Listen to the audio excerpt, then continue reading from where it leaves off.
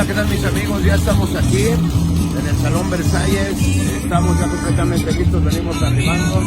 La gente de la 101.9 ya está haciendo un enlace en vivo y aquí estamos, ya la gente ya está queriendo entrar. A toda la gente que nos está viendo, por favor, esto se ve que se va a estar de lujo, la verdad el panorama está muy bueno. Recuerden esta noche Raimix, sí señor, y el gigante de los sonidos en México, Sonido Cóndor, aquí en el Versalles, Phoenix, Arizona. Aquí nos vemos.